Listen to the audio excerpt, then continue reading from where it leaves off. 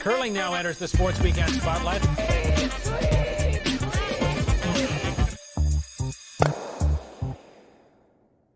Well, that was a dramatic opening. I didn't know I did. Good morning to you, Colleen. Hi, Game Curling fans. It is getting serious, isn't it? Good morning, Devin. And yeah, that opening really underscored, because you can see the drama when you're looking at still photos in their eyes, can't you? And last night's game here in Beijing, extra and up and down game. My goodness, it was fingernail biting against, and then it went to the extra end. ROC drew to the button. And doesn't that set up the scenario now with Gushu with the entire day off? Next game is Great Britain's Bruce Mowat, who beats Sweden. But we're here to talk about Jen Jones and the gang, aren't we? Jen Jones, Canada versus the United States, 1 hour away. That game goes at 8 p.m. Eastern time. We have a jam-packed show call. Basically, you can mince it any way you like. You have to win this game if you're Jennifer Jones. You really do. I mean, Tabitha Peterson's a terrific team. We saw them win the bronze medal at the World Championship last year. They too have struggled at times with 3 losses, which makes this game so important. Gush only has 1 game left in this round robin. Jen Jones has 3. After the U.S., she's got China and Denmark. So she's not behind, is how the round robin played out. But let me grab the whiteboards. All right. Because on the women's side, look at all those teams with 3 losses: Great Britain, Japan, United States, and Canada, and Korea. So a big finish for Jones. She controls her own destiny. Right. But it's if this comes down to last stone draw, it could be dicey, or even who beats who. Who beats who? And we're going to get to last stone draw, because I know it's a little complicated to the casual curling fan. So we'll break it down, but we have a lot to get to. So we're going to bring our experts in right now. Bruce, Joanne, and Mike. Wow. Meeting. Get fueled up. Joe, let's start with you. That was very un-Gushu-like in that game against the Russian Olympic Committee, and it just seemed like a grind. I've been reading the post-game comments about the ice conditions. What do you make of it all? Yeah, like you said, really surprising to see the struggles there. Obviously struggled with the ice. They mentioned stuff about the rocks, and just up the lineup, sometimes you'll see one of them struggle and then the other ones can kind of pick it up, but to have everybody in that scenario, that's a bit of a nightmare. So at least it'll happen at the same time, and they've got a full day off to watch the ice and try to recoup and see what they can do better next game, because they're in tough against Great Britain.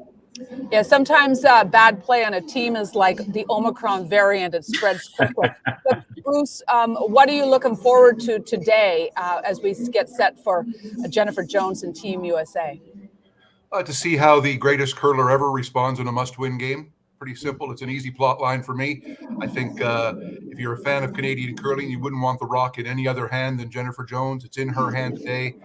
We've seen what she's done. She knows that she controls this. Win 3 games, you make the playoffs, and then you don't have any clue what's going to happen. It's going to be a lot of fun from that point forward. But I think it's like when you used to be able to hand the ball to Roger Clemens or Randy Johnson for a key game as a pitcher. Mm-hmm. Give the rock to her, and let's go.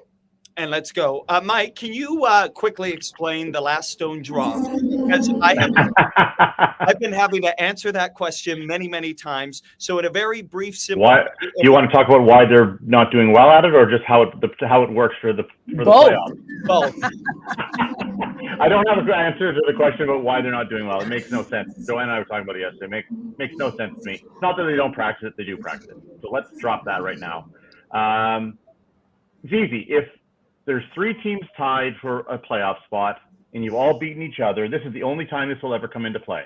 Right. Then the last stone draw is the ranking system for how those teams get ranked. So if you have 3 teams tied for 1 playoff spot, whoever has the best draw to the button total for the week gets the spot. That's it. If there's 4 teams tied or 2 teams tied, it goes head-to-head play, and you can solve it pretty easily. There's no issue there. So it's a bit of an anomaly. Interestingly, Eve Muirhead qualified for the Olympics with an LSD bonus. It was her and her and Japan and Korea at the Olympic qualifying event all had beaten each other. Eve had the best draw. She got the spot. The other two had to play for it. So I feel like it needs a whiteboard, but it does, yeah. But there's no tiebreaker, so that's really what the controversy isn't in that the rankings, but the controversy is in that you could be eliminated with the LSC. That's the thing that frightens a lot of the curlers. So But at the the end of the LSC day, is a ranking system, but it is what it is. There's 4 teams make the playoffs. It's right, pretty simple. and make your draws. It's simple if you do that. make your jaws, or That win helps. more games. Or win Yeah. more. Well, that's the thing. If you're winning your games, you don't need to worry about it. I can tell you right now, Sweden and Great Britain aren't looking at the LSD totals. Bruce, just a quick thought on Team Guju, because that was such a frustrating game for so many reasons, and you could see it all over the team. I read a tweet from you the other night, Devin, where you compared curling to a heavyweight boxing match.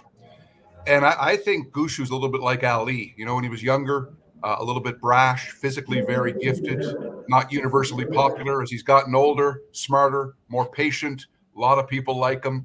And the key to Ali when he got older was to just keep punching, you know, whether he was hurt, whether he wasn't feeling good, whether he was down, whether he was up.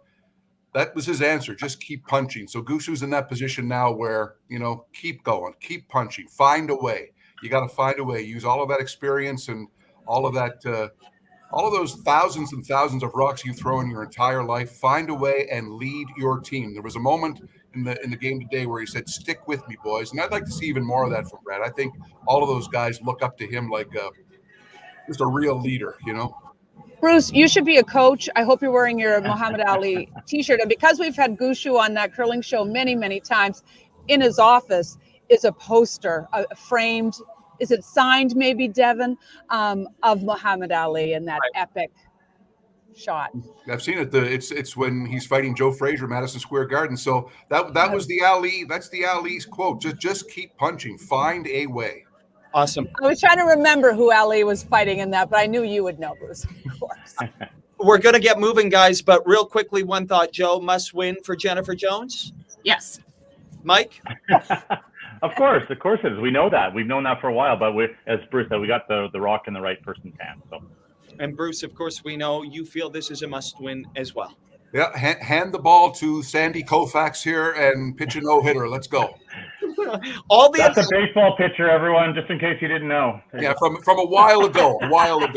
Good. Have a great show, guys. We'll be watching. Yeah. Thanks, folks. Awesome. We like it when Bruce says things that then people have to Google after about who is that person. Yeah. Right. Listen, this has been an outstanding Granite Odyssey we've been watching unfold with Steph Labbe becoming a curling fan. And of course, Steph and Georgia Simmerling were on the ice at the Glencoe in Calgary a short time ago with, of course, Ben Hebert. And they're in the house right now. Let's bring them in, but we're also going to watch some of their video of them on the ice. There they are. Let's watch the video and then get your reaction. Let's watch. It's happening. We're curling. Let's go. Steph's getting lessons. Just going to hit the button. Picture a diagonal line. We got Benny. To my room. Didn't clean a rock. Got Coach Paul. You're on sheet 7 right now, Ben. You're on sheet 7. I better get sweeping. We're going to do this right now. That's a final shot of Team Blue. Georgia Simmerling here with a This looks really intern good. heater.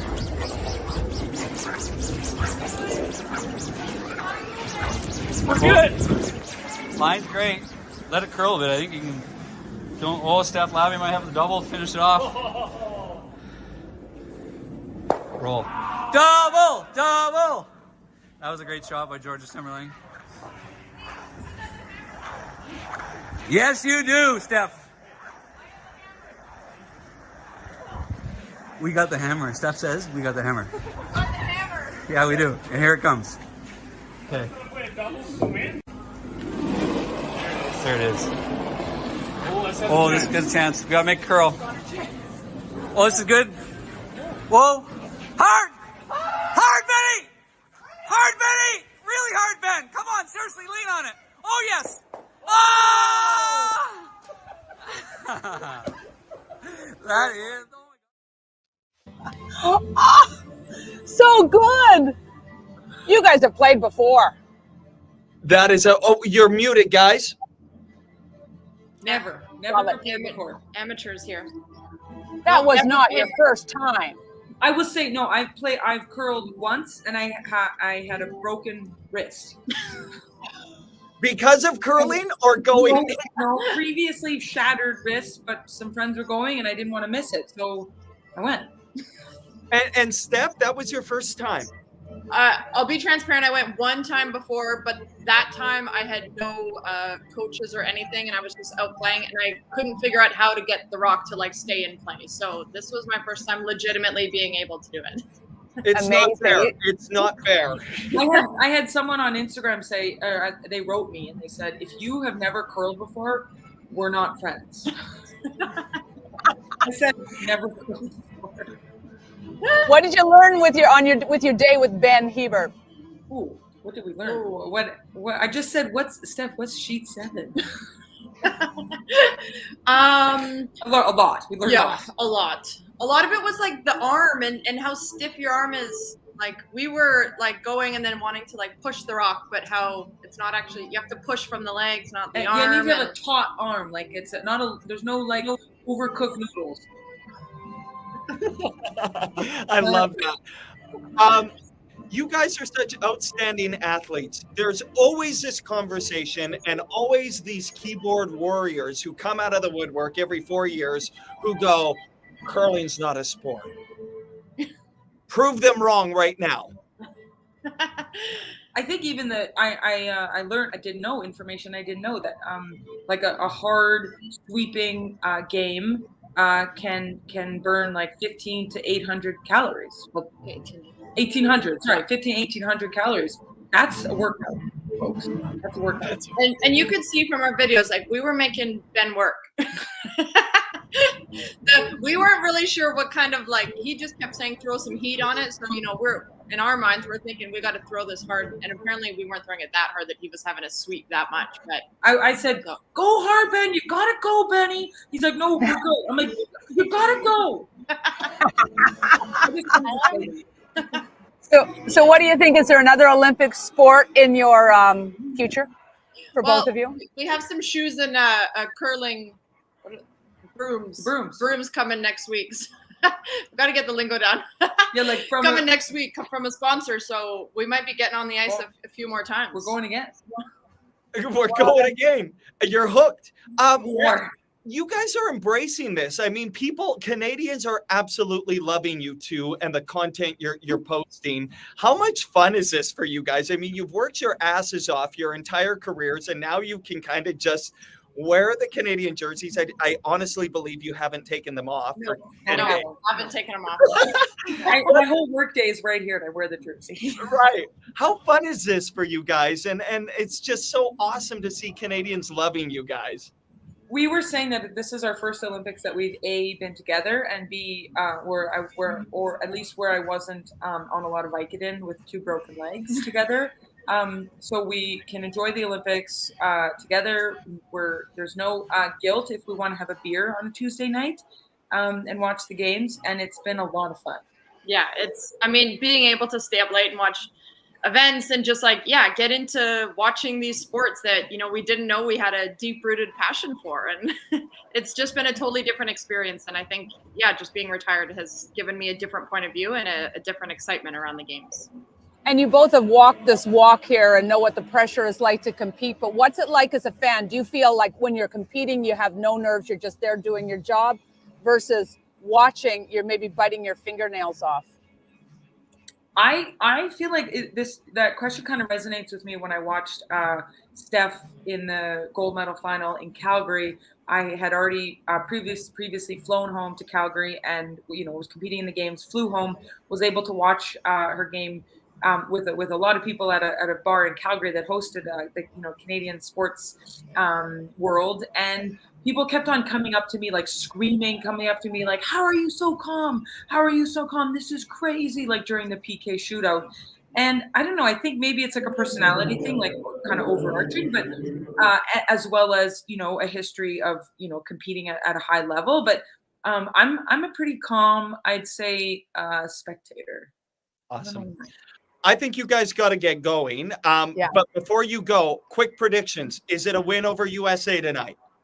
Has to be. We've got the Canada jersey on. We're feeling it. Go Canada, go. And you'll be live tweeting throughout with me. And everyone.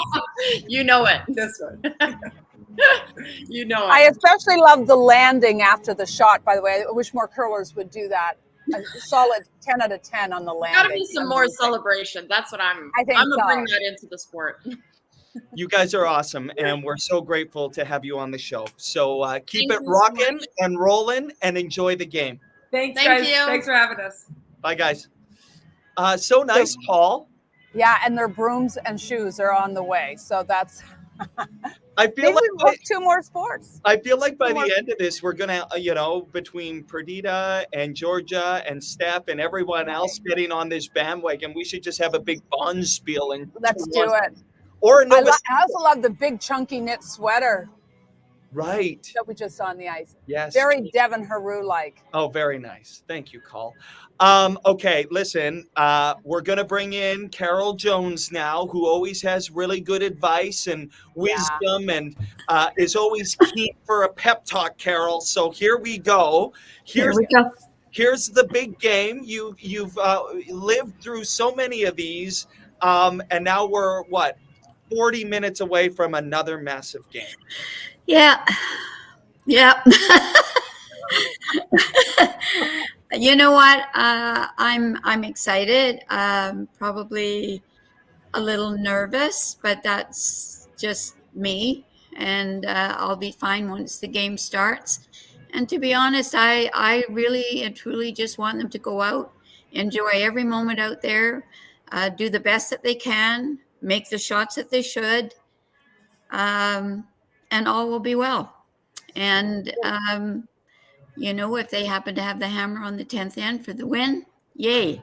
And so, Yeah, that's all they can do at any curler, right? And as a spectator, the reason I always, way back when I used to curl, it was much easier to curl than it was to spectate because you have no control. When you curl, you have the control, really.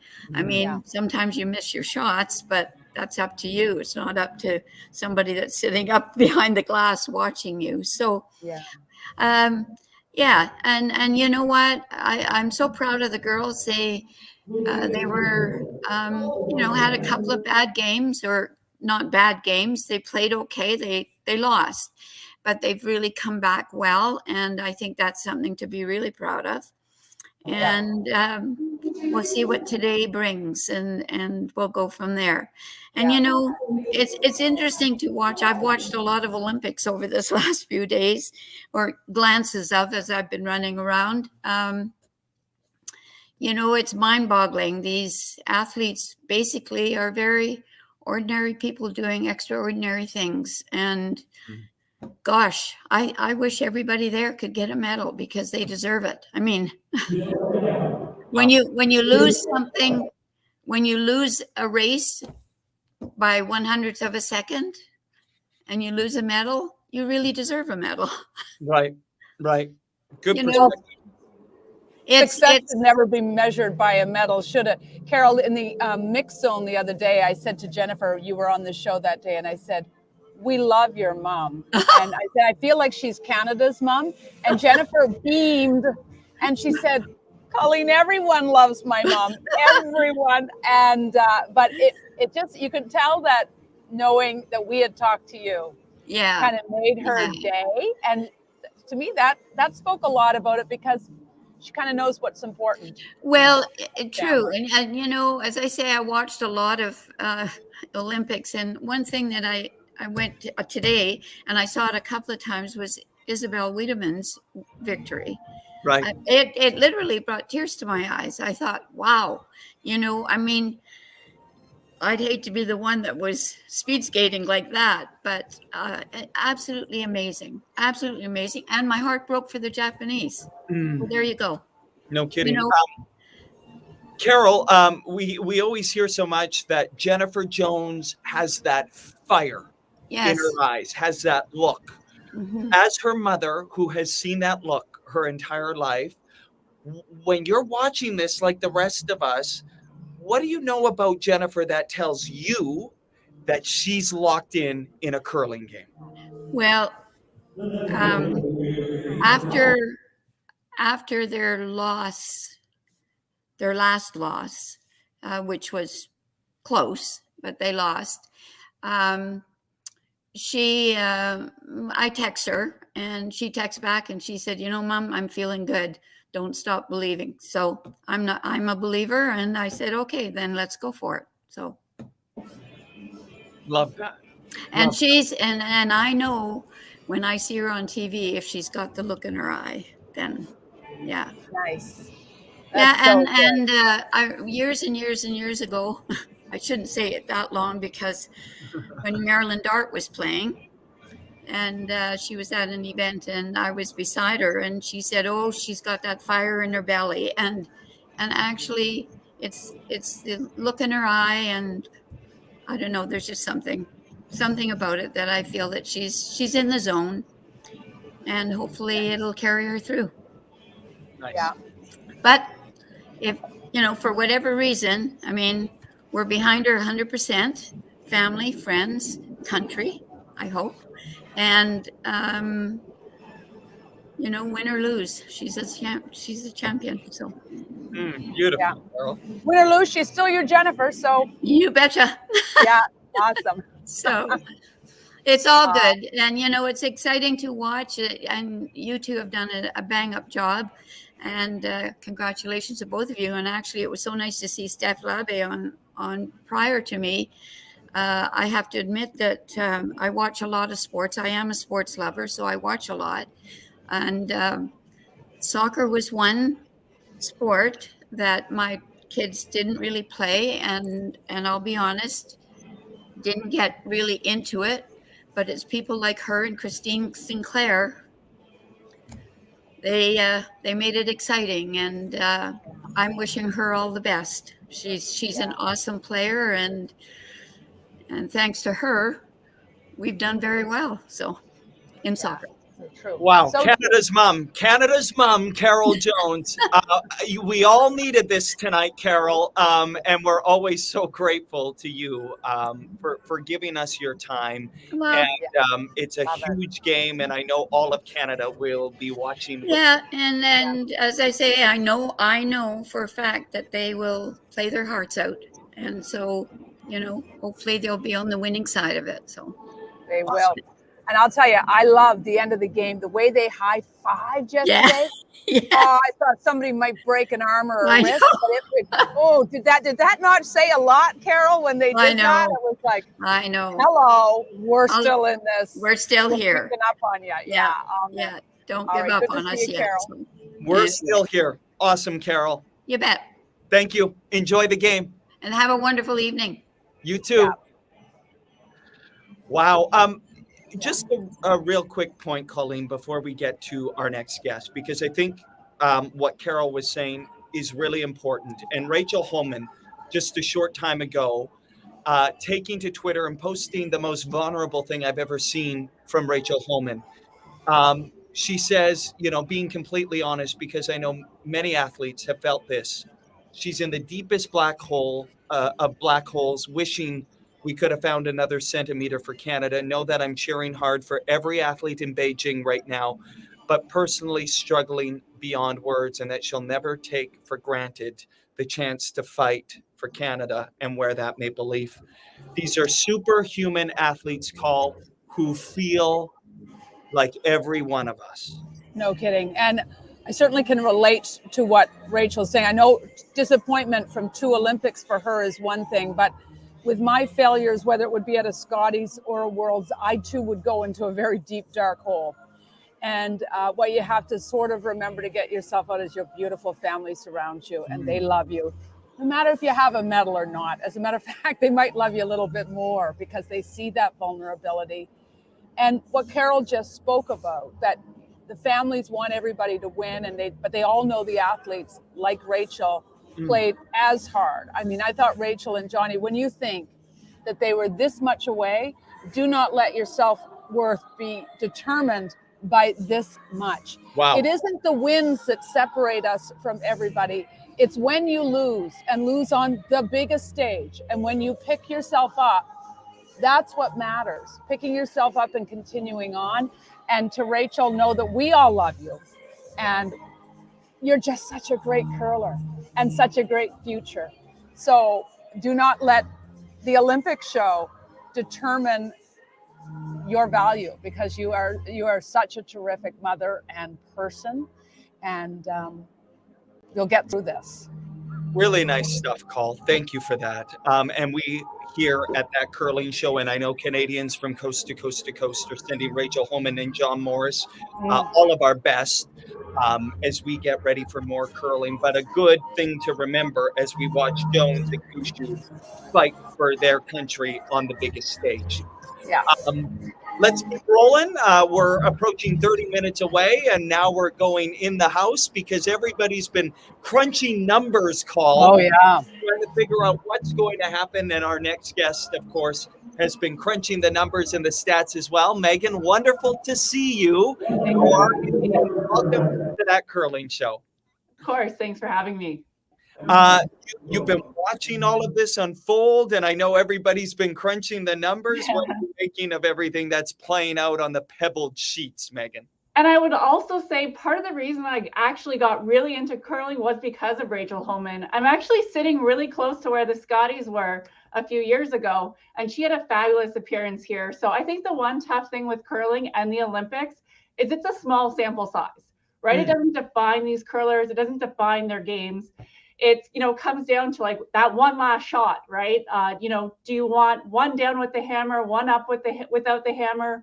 What happens in terms of analytics? So I thought her and Johnny Moe did an excellent job. Obviously, he had a great showing at Pyeongchang, but I'm really proud of all of our teams. So we're seeing, Jones go into a tough match. Right now, about 40% of the chance to make the playoffs, up to 70% chance if she beats US, and only 9% if she doesn't. So it's a very obviously big deal. Can you you're the stats pro, and I know you're a stats pro in hockey, and we're loving your curling expertise. Give us those numbers again so we can hear it clearly. Sure. So you're going in around 35 to 40% right now. Obviously, a lot higher if she wins this game against the US, and under 10% if she doesn't. So this is a really big win if it is to happen. As well, obviously, Gushu's in a better position, a 95% chance, very different scenario for him in terms of, getting knocked out. So the men looking more favorable right now. But, Jennifer Jones, and I saw her mom, Canada, is not only behind you, but she is a superstar. I've seen a lot of athletes in my time and at my work, and a lot of big NHL players. But every time I see Jennifer Jones in person, it's a treat. Awesome. Megan, have you crunched the last stone draw numbers? I mean, how vital is it when, at this tournament at least, Canada keeps losing the hammer in that first end? Is first end performance a real indicator for you, or are you crunching that number? That's interesting. I mean, still curling is behind the scenes in terms of analytics. A lot's going on with the teams, and they keep it very secretive. Obviously, the first 4 shots are what people are looking at more research on. And I was just reading a paper from when the last Olympics happened at MIT about that various scenario. So I think, it's tough. Like I said, it comes down to very clutch performances. That win probability, you're thinking of every shot. There's obviously the optimal one that you want, but it also depends on, the players. So the skips are going to make the big shots if you're going to win. And I think that's what you'll look forward to in this game. And those types of players rise to the occasion. So I really hope to see, big performances. But even so, I'm sure they'll leave it all on the ice. Well, I think all of us could. I don't think we need analytics to agree with that one. Well, Make your shots. And to that point, Megan, I actually wanted to ask you, there's always, maybe not always, but there is a debate on playing your emotions in a moment in a game or leaning on the analytics. So tell me about that, because if a skip is feeling it, gut feeling, but the analytics say one thing and the gut feeling say another, what do you do? I think that's the ultimate debate in sports right now, right? We're not AI, we're not robots, we're humans. Even the best of us, it could come down to those centimeters, those inches. So there's no correct answer, but I'd say over the long term, if you do go by the analytics, you have a better probability to win. But scenarios occur that anomalies happen, and it's the Olympics, so you do see magic every once in a while. Ooh, and Interesting. Jones is wanting some magic tonight. I love this conversation. This is fascinating to me. So right now, Jones is at 35% probability to make the playoffs. So win over the United States, that rockets to 70%. Is that right, Megan? A lot higher, yes, about 68%. Wow. And are you saying that based on our next two opponents, Denmark and China, that when you look at their numbers? Absolutely. And I actually got that from Matthew Hall on Twitter. So thank you for running some of the numbers with me. There's a very strong contingent that's working on pushing analytics ahead. So, there's obviously, like I said, there's scenarios where that can change. But as we sit right now, that's what we're looking at. I love it. I mean, it just goes to really hammer home the stakes in this game tonight. Yeah. And what about Great Britain and Canada on the men's side? That's Gushu's final game of the round robin. Do you measure, are you strictly looking at Olympic data? Because would Olympic data on this ice be different than their past performances on other ice and circumstances, and 8N games sometimes that they were playing against each other? Well, and that's why it's just a probability, right? I mean, you still do have a 5% probability that everything goes well, and still there's instances where, you may not make the playoffs. So right now, sitting at about a 95% chance, but he'll get eliminated if Great Britain does defeat Canada and Switzerland does defeat Sweden, and Russia Olympic Committee defeats Great Britain. So there is that, slim chance, but I think feeling pretty good going into this for the men's. Obviously, they're in a good position, very strong position. So I would breathe a sigh of relief. But this morning I was screaming at the TV, and I think they know too, there was a lot of chances to close that one out. If you're talking about expected shots and optimal play, there is some that I'm sure they want back. Well, a number I tweeted out this morning after that is Canada is now 0-3 in games where they could clinch a playoff spot at these Olympics right now. So, you want to win those ones where you can make life a little bit easier for you. Absolutely. But another thing I think worth pointing out, not only is it playoff positioning, but it's or getting into the playoffs, it's playoff positioning as well. Totally. 1 versus 4, 2 versus 3, and I think that's still at stake as well. Well, you gotta beat tough teams to win the gold medal, and I think that's what both of them want to do. So winners win, and excited to see this tournament play out. Outstanding, Megan. Winners win, and she didn't say losers lose, but that's I'm putting that out there. Yeah, awesome. Really good. Thank you for this. Of course. And you're going to be tweeting. Can you keep us posted on all of the numbers? Math isn't my strong suit. I'm the gut feeling emotional type. I would never base a decision on analytics and maybe for better or for worse. So can you keep tweeting those percentages for us, and we'll follow along. For sure, love to. Nice. Great, Megan. Thank you. Thank you. Thank you. And I think the gut, Devin, is such an important equation in all of this and cannot be understated. Right. That instinct of, I've seen this. Like I said to Brad in the mix zone after about how hard was that shot for ROC to throw in the extra and the draw to the button. And he said, oh, no, he makes that every time.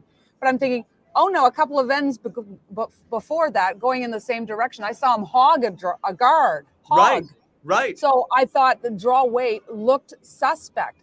So if I were Brad making his call on his last shot, I'm sure he did this too, would weigh in. You know what? Might not be the easiest shot in the world to make the draw of the button. And the other thing analytics never factors in is, first off, the emotion of being here and sliding over the rings, but also the variability of the ice. Because in the morning, the ice is traditionally just crisp and beautiful to play on.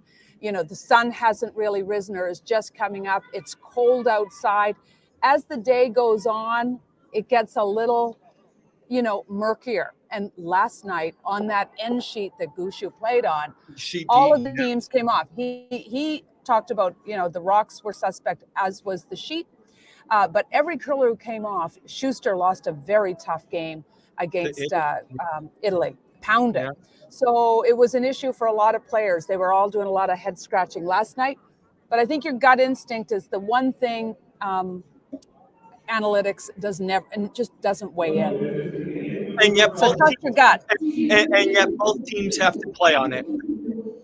Well, they do. That's absolutely true. But mostly both teams never have the same shot. So sometimes Gushu's in one patch of the ice and the other guy gets to throw the other. Same for Jones and Peterson today. Right. You rarely in curling see the exact same shot over, back to back. And then if you see it 2 ends later, the ice has kind of changed again. So you got to be on your toes all the time with the ice. One of the things we've talked about in the past, Colin, that is often a conversation, is that Canadian curlers are spoiled with incredible ice conditions, and that sometimes when you get to an international event and it isn't as ideal, can you pivot? That favors maybe the lesser skilled team. Thoughts on that? Well, we have seen terrific ice at all of the big events. There's no question about that. And even in the Grand Slams, they play in no matter what arena. It seems like that great ice maker, I'm forgetting his name right now, pardon me, but he makes the same conditions over and over and over again. This building is especially a challenge. Let's not forget it was a swimming pool, and it's very dry in here. And then it got humid. Right. They brought all those humidifiers in when it was dry. And then when we came here, temperature outside was reasonably warm. You didn't really need your big winter jacket. Now you need a big winter jacket. So Hans Withridge from Gimli, Manitoba, everybody has said it's an incredible job. Last night just might have been an anomaly, but it was definitely tricky. Can you hear how quiet it just went? Well, that's because it's last stone draw. And this is becoming my favorite segment of the show. Can you give us a rock color and a uniform color update before we settle into this game? Because Canada is throwing right now. They're playing USA in first off practice. They have first practice. They're throwing red. They're wearing red. They look like they mean business. You like that, eh? Let me just see. That is red on red. I'm a happy camper, and I know that'll make curling fans happy. Caitlin is going to draw the button. It's going deep. It's going to the 8 foot. Yikes. Yeah, that is a yikes. That's the first draw of the button. I'm nervous over draw the button. What can I tell you? I am nervous about draw the button. Intensity rising, pressure rising. This is a massive game. Megan laid out the probability, 35% making the playoffs. You win this one, it almost climbs to 70%. It's a big one, Call, and it is 22 minutes away on CBC, CBC Gems, cbcsports.ca. You're there providing the great commentary and wonderful fifth end break interviews, I might add. Oh, well, thank you. Sometimes I've been a little nervous for the fifth end when the game isn't going that well, but kudos to both Team Gushu and Team Jennifer Jones for providing Canadian fans with insight during that fifth end. They're like an extra commentator for us, are they not? And they're so gracious. I try to only keep them for that 30 seconds. Right. Yeah, absolutely. No, I have absolutely loved the exchanges between you and Jen. I mean, 12 Scotties between the two of you, world championship, keeping up with the Jones, literally. And Bruce said it on the broadcast the other day, Call. It's a conversation only the two of you can have really at that highest level. And the respect between the two of you is a beautiful thing to watch. Thank you, Devin. But you're the king of this. So just so that you know that. All right, here comes the second draw of the button since we're still here. And that one wound up in the 8 foot as well. That was Don McEwen throwing the second draw of the button. So they won't be happy with that score, but we'll see what the Americans give to. But we're not going to stay on just for the next draw. Well, Colleen Jones providing live LSD coverage. Some people were asking us to, but we've got to go. We've got to get into position.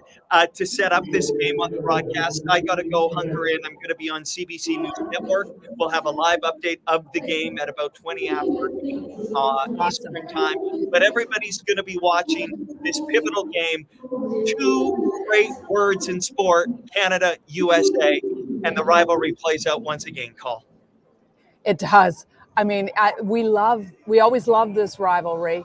And Peterson has just grown so much. Her game, their confidence, a little shaky with their third loss, but they're looking forward to this game. Coached by Lainey Peters. We used to curl together, though she said never used the word former. She's got a lot of Scotties titles and experience. She'll keep them calm.